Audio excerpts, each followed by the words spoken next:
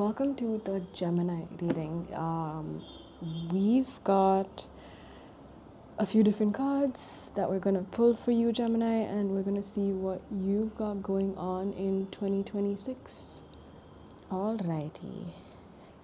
Now, first I'm going to pull out a stone. Again, caveat, I'm not sure what the names of the stones are, so I'd appreciate if someone could mention it. But it's this very pretty white stone with green flecks, which kind of reflect the two sides that Gemini tends to have. Both great in their own way, both complementary in their own way, but yeah, they're both quite distinct. All right. I have the dice in my hand, so I'm going to start by rolling out to see what your lucky numbers are. Okay, so the first number we see is 3. The next number we see adds up to 3, but we have a 12. And lastly, we have a 10. Similar to the year 2026, which adds to a 10, we've got a 10. So as we have done for the last deck, we're going to start with this set from the Animal Spirit deck, I think. Yeah.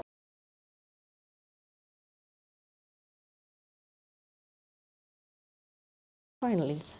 All right, we have a starfish. Okay, I'm going to show you this before I keep it down. Please bear with me, I'm still figuring out how to do this. This is my first time, but anyway, we have a starfish. Super pretty. Fun fact about starfish, even if you cut off a limb, I think they still survive. Not sure. I will confirm that in the captions or like on screen somewhere, but yeah. Next, we've got the Moonology deck.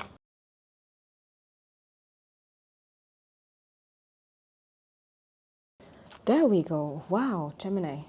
Looks like you're being quite uncharacteristically quiet this year, but next we've got Believe in the Impossible, the blue moon. This is a full moon and is one of the 12 moons that we've got. Yeah, so believe in the impossible, Gemini. Align that just a little bit. There we go. That's looking better. Okay. And our last deck, Tarot of the Divine. Let's see what we have here. We have the Ace of Swords. Okay, all right. That's super pretty. It shows the sword, and behind it there is a huge, huge, huge knot. Do you see that knot? It's just insanely tangled up and shows the sword that's going to break through it. And I think that seems to be the recurring theme for you guys, right? It's believe in the impossible. As I said, starfishes, I'm pretty sure that they survive even if they lose a limb. And then it's literally breaking through the impossible. Like, how poetic is that, Gemini? If 2025 and the years prior to this were a little difficult and you felt like things weren't going to plan, you weren't getting what you were hoping for, I think clearly this is the year where things are going to get better for you. That doesn't necessarily mean you have to be aggressive about it, but it also means you have the skills within you to actually fight through it, solve it, and get through, right? So I think that's really important. This is just a beautiful card.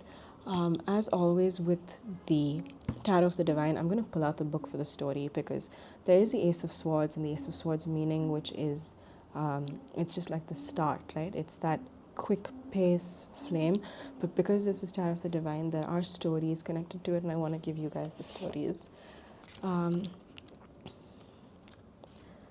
Okay, so we have the Ace of Swords, and this knot here is the Gordian knot. The Ace of Swords represents a sudden burst of inspiration, a new solution, a new way of thinking to break through a problem. Slicing through the Gordian knot begins a campaign to conquer new lands, which is, I think that's just beautiful somehow, right? I love that. It's like a lot of positivity is coming with you as you enter this year. So if things are looking bleak, don't worry, it's totally gonna get better for you. Yeah. Also gonna look at what the starfish stands for.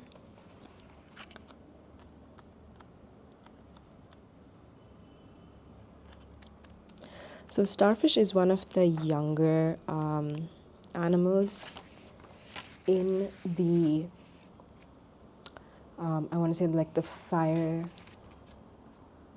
belt that we have, and it's like somewhere in the middle in terms of development.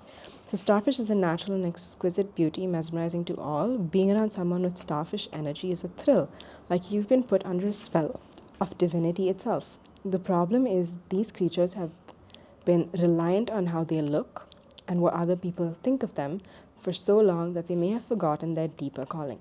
When this card appears, it's important to ask, am I being swayed by outward experiences? Am I being swayed by outward appearances? What dreams have I put aside to please others? I think, yeah, this whole thing feels like it's just circling and coming back to the idea of understanding yourself a lot better, right? And just taking a chance and finding out what you need to do and how you can probably overcome these hurdles. And okay, so the last one which we have is the first one that we have is believe in the impossible and the blue moon. So normally between every solstice you get 3 moons, sometimes you get 4 moons, and the 4th moon is the blue moon. Blue moon is largely about things that happen rarely. It's like once in a blue moon, right? Like it's a super rare occurrence. And I think 2026 will have pleasant surprises. This time with the Gordian knot, I feel like it's just, who's going to break that knot? Like, look at it. It just, I don't know who's going to break through that knot, but clearly I think all of this kind of comes together for me in the sense that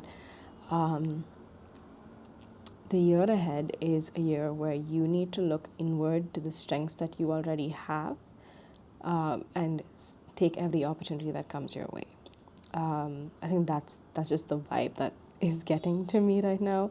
Y'all are Geminis. Leos are often considered the ones who are the stars, in a lot of settings, but I think Geminis do an amazing job as well. So yeah, just take the spotlight. You've got the tools with you to solve what needs to be solved, and the rare occurrence that something lines up, just go for it and you should get it. And yeah, I think that's all I have for you right now, Gemini. Thank you so much for stopping by.